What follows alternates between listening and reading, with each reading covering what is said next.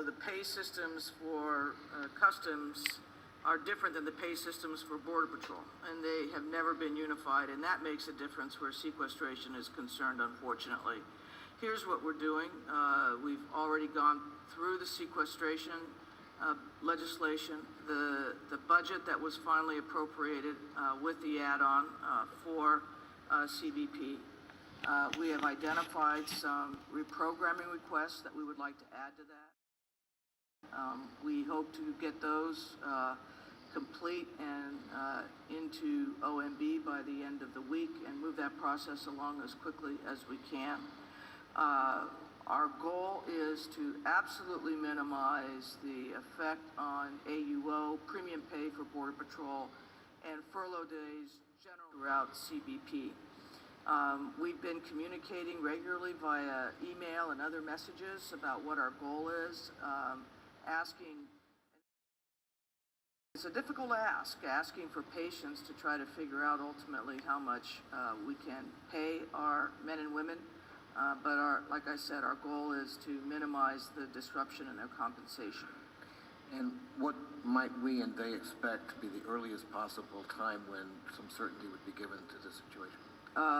Boy, I wish I could give you a definite date. I do not know, except that I was just at the border. I mean, I was just in South Texas, and I was down in, as you know, the Douglas area.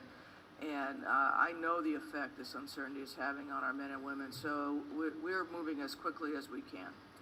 Well, in the remaining time, let's move quickly to an issue that we've often discussed here, and you and I have discussed as well, and that is how it is that we measure border security. It's a key element in moving immigration reform forward. And at a hearing chaired by Chairwoman Candace Miller, several of us said DHS needs to get in the game of giving us solid metrics that we can really have a common understanding of what border security improvements mean. The GAO study, as you know, was critical of the lack of metrics in the latest rollout plan. Can you tell us what progress is being made towards getting those metrics? And secondly, how you're going to gather information from agents, from ranchers, from business people, others who are living and working daily on the border, who know so much about what the border is really like? Well, on the metrics question is frustrating for everybody because in our view, we have provided metrics up the wazoo. I don't know how to spell that. And the GAO study uses our metrics. They just calculate, then they use them in a different way than we use them. The goal, however, is to see, well, is this a safer and more secure border than it was last year, the year before, and so forth, and what's the trend? And if you look at things like apprehensions and crime rates and contraband seizures and gun seizures and things like property values in communities along the border, the trend line is all positive. We know we're making significant progress and have made significant progress along the border. We know we're not done. We know there's more work to be do. We want to sustain and build on that. So we will work with the Congress and what have you. But as I mentioned yesterday in a hearing, there's no one magic number. You really have to look at the whole picture and then inform it with real life experience. And so it does require, you know, getting down to the border, talking not only with agents, but with police chiefs and sheriffs and mayors of the little towns that line our border and so forth. And that's what we attempt to do as well. Thank you. Thank you. Yeah, let me thank the gentleman from Arizona, Mr. Barber, for his support on the Border Security Results Act, co-sponsoring that bill. That will be the bill coming out of this committee, and I think it's important that we have metrics. There are some who assert it's never been more secure. I know as you have, Madam Secretary, but I would argue in my home state that the numbers are increasing in terms of apprehensions, particularly the Brownsville sector, 50%. So with that, the chair now recognizes the Vice Chair of the full committee, Ms. Candace Miller. Thank you very much, Mr. Chairman and Secretary. Thank you so very much for your attendance here today. I've been listening carefully, and I think I'll, as the chair of the subcommittee, looks like a Hollywood actor, that guy. Pick up right where Mr. Barber left off, and Chairman McCall added some comments as well. And I am very appreciative of your trying to quantify or give us your best estimate of what border security actually looks like in regards to metrics. I will say this.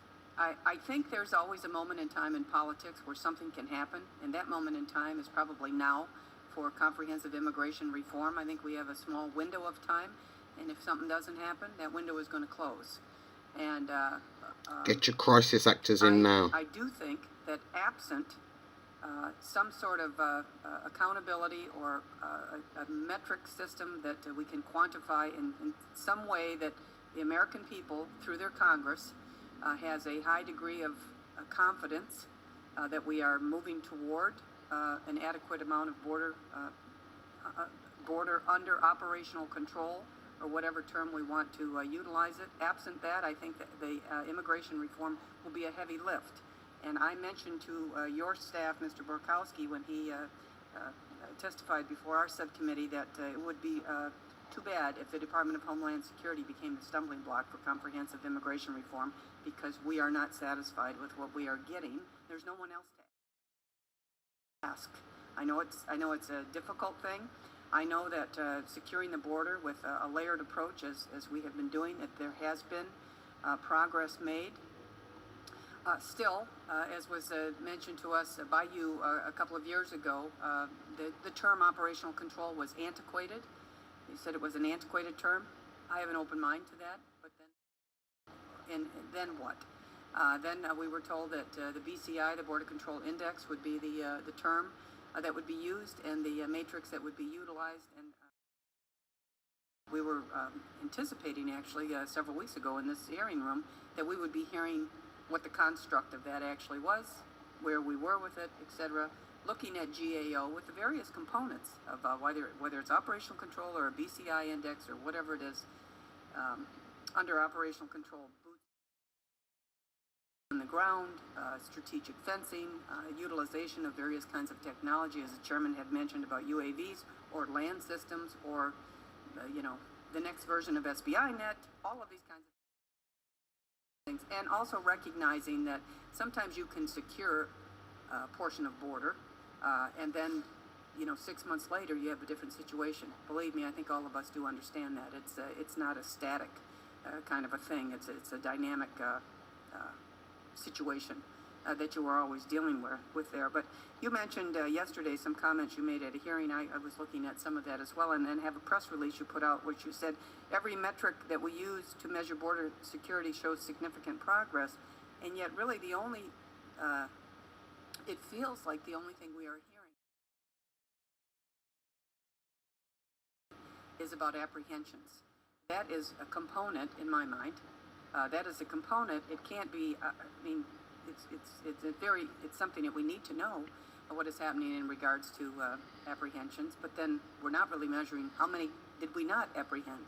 Other kinds of things that have happened there. So I guess I'd like to